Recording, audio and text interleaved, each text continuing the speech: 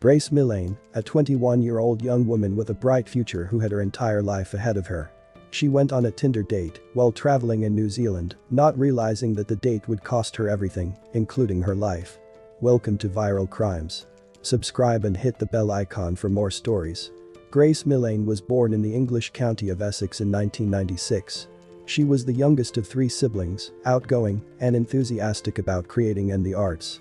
Grace wanted to go on an expedition after her graduation from the University of Lincoln with a degree in advertising and marketing. Grace began her eventful adventures in October 2018. She began her journey in Peru before continuing on to South America. Grace landed in New Zealand on November 19. 11 days later, she moved into a hostel in Auckland in which she shared a room with many other visitors. Grace met her Tinder match in New Zealand on December 1, 2018. He would go on to convince Grace to go on a date with him.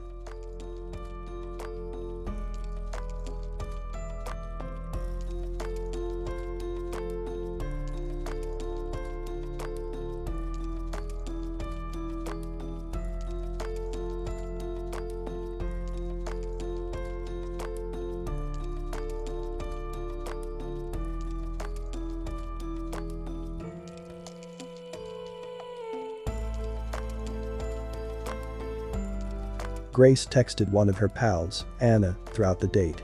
She kept her informed on how nicely the date was going and how well she was getting along with the man. By all indications, the two were having a great time. The two paid a visit to a bluestone room and then departed holding each other's arms about 9:30 a.m. Grace turned 22 the next day. However, Grace was not responding to birthday greetings from friends and family. Her lack of response instilled fear and dread among her family members, in particular. It was unlike Grace not to respond or contact friends and family. Grace kept her family frequently informed on her vacation, and she blasted them with stories and images constantly.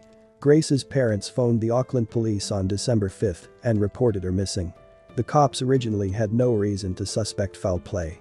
They discovered Grace had not checked back into the hostel on December 1. As a result, they assumed she was staying over with some new acquaintances. Due to the large number of CCTV cameras located across the city, it didn't take long to determine where Grace had been on the evening she vanished. And Jesse Kempson was recognized as the mysterious guy she was seen with that night. Jesse was a 26-year-old New Zealander who was born and raised in Wellington. He was essentially cut off from a large portion of his family. Additionally, Jesse was labeled as a compulsive liar by many who knew him. He made false statements about having cancer, being the cousin of a prominent rugby player, and being a professional softball player who had contracted with New Zealand's national softball club, the Black Sox, among other things. Due to his habitual lying, Jesse was unable to maintain employment or housing. And he was now receiving state assistance while staying at the City Life Hotel. Jesse had a significant role in Grace's disappearance since he appeared to be the last person to see her. And, as one would expect, when questioned by police, Jesse lied. Tell us about Grace. So I was talking to Grace on Tinder. Yeah. We'd matched on Friday. I saw that we'd matched the next day on Saturday. And then we met at Sky City. And then we decided that we were going up to Andy's Burger Bar, which is on the first floor. Whose idea was it to go to that particular burger place? Me, because I didn't initially know that she was real. What do you mean? Well, there's a lot of... So have you heard of catfish? No. So catfishing is where someone uses your profile or uses your photos and pretends to be you and then meets and you're a completely different person. How does meeting in a public place sort of protect you from meeting someone who's not as good looking as... Well, there's security there. So if she wasn't who she said she was, Yeah. At least in my mind I'd feel safe. Mm-hmm.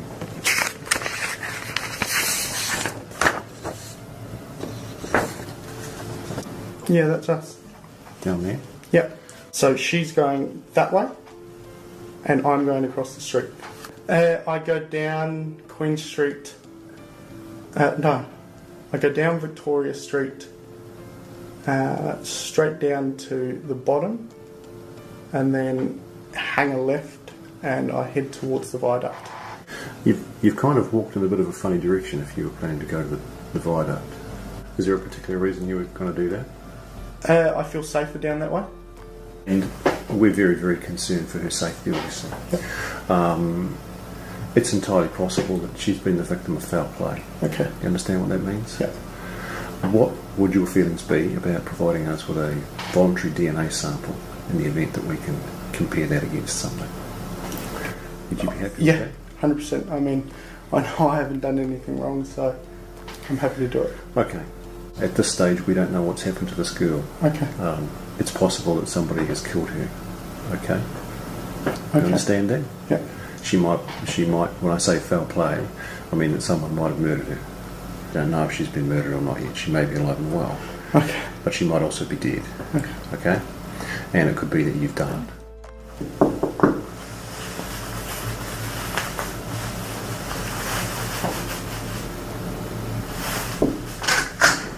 Hey, I just want to ask a question. Am I being arrested for something I didn't do? You haven't been arrested, mate. Oh. No. Oh, it's like, holy shit. Jesse's deceptions caught up with him quickly. A closer examination of Jesse's actions from the pair's date to the time of Grace's disappearance gradually revealed a grim and unsettling picture of what may have happened to Grace. Both Jesse and Grace were recognized upon their arrival at the City Life Hotel on December 1st, arm in arm. On Jesse's floor, they exited the elevator together.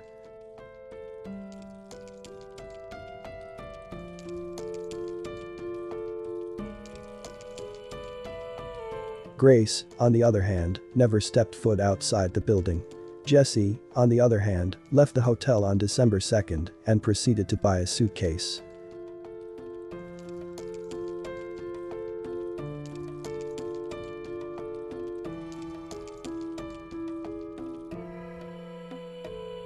Jesse then headed to the hardware store to get cleaning products.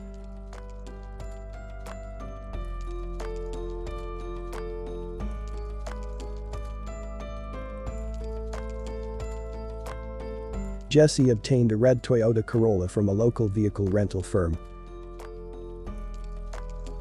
Jesse afterwards leased carpet cleaning equipment and informed the employees that he needed to clear some red wine stains.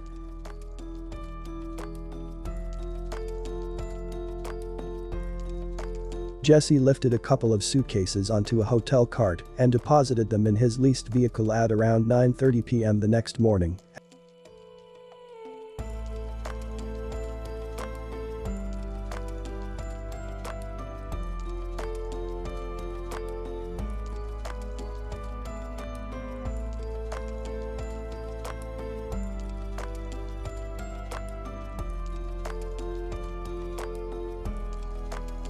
At 7 a.m., Jesse was captured on video purchasing a shovel.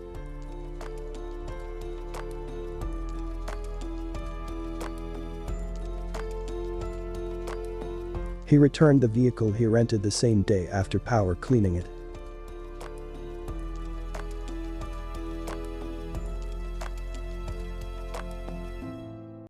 Jesse visited numerous sites on December 5th and dumped trash in the trash bins.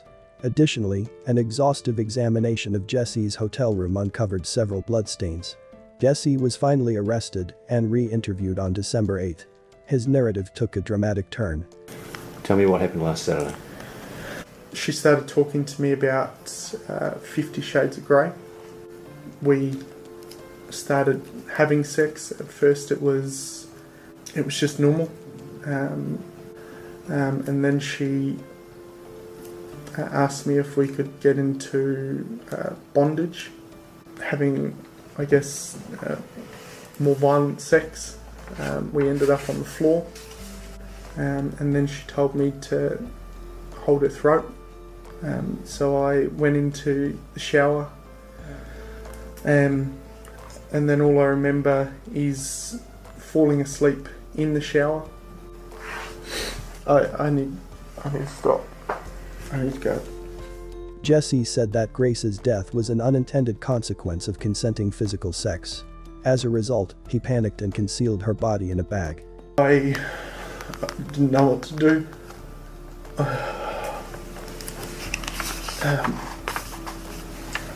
went downstairs, and I was just, I don't know, I was all over the place. You come out of the shower. Yep. The light's been on in the shower. Yep. You've put a towel around you. Yep. You've turned the light off, and Yep. then you've returned to your bed and you've gone to sleep in your bed. Yep. And at that point, when you exit the shower, you don't look around, but your assumption from the silence. I thought that she had gone. I thought she had left. We're going to head out of here very, very soon, and you're going to take us to where you've buried her. Yeah. She will likely be exhumed tomorrow. Okay. At some point, and after that, a pathologist, a specialist doctor, will perform a post-mortem. Yep. They're very skilled at establishing people's causes of death. Do you understand that? Yep. Did you kill Grace Millane? Okay. Jesse Kempson, you're under arrest for the murder of Grace Millane. I thought she had left. We're going to head out of here very, very soon, and you're going to take us to where you've buried her. Yeah. She will likely be exhumed tomorrow. Okay. At some point, and after that, a pathologist, a specialist doctor, will perform a post-mortem. Yep.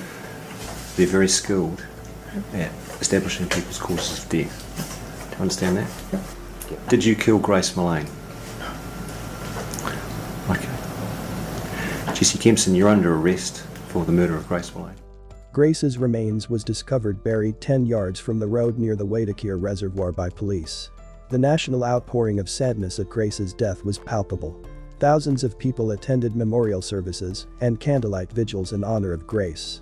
Even New Zealand's Prime Minister apologized publicly to Grace's parents and pledged her country's unwavering support. Jessie was accused with Grace's murder 5 days after she went missing. Grace's cause of death was verified via autopsy. Her arms and chest were bruised, associated with being held down. Pressure applied on her neck for between 4 and 5 minutes was sufficient to kill her. 6 days after Grace's funeral, Jessie appeared in court. And on December 22, 2019, Jessie was convicted of Grace's murder. He was condemned to life imprisonment with a minimum of 17 years without parole. Additionally, as if murdering Grace wasn't enough, Jessie checked a pornographic site and posted many personal photographs of Grace's decomposing corpse. What happened to Grace was truly a tragedy. She was a bright light, and she will truly be missed by all of those who knew her. Please pray for the continued healing of her friends and family. Thanks for watching. We will see you in the next video.